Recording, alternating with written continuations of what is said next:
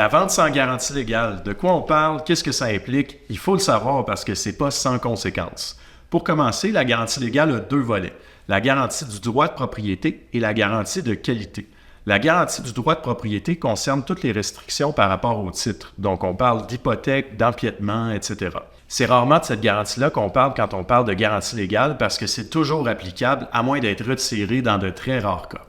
La garantie légale de qualité concerne tous les vices de l'immeuble qui affectent son usage. La vente faite avec garantie légale de qualité confirme que le vendeur vend un immeuble qui n'a pas de vices à l'exception de ce qui est déclaré et de ce qui peut être vu.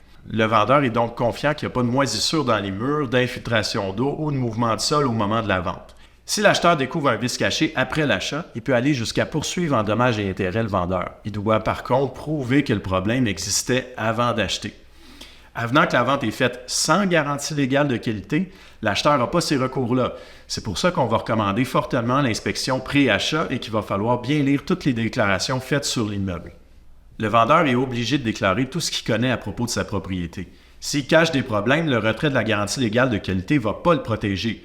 Tout ça pour dire que bien que ça représente un plus grand risque pour l'acheteur de ne pas avoir de garantie légale, il va souvent payer moins cher la maison en conséquence de ça.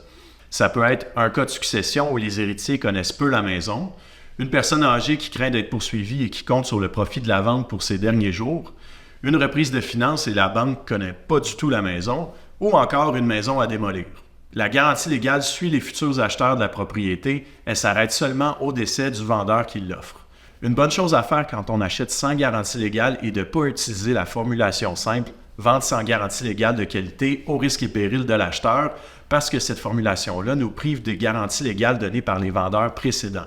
C'est donc mieux de préciser que le vendeur actuel ne fournit pas de garantie légale de qualité sans pour autant se priver des garanties précédentes.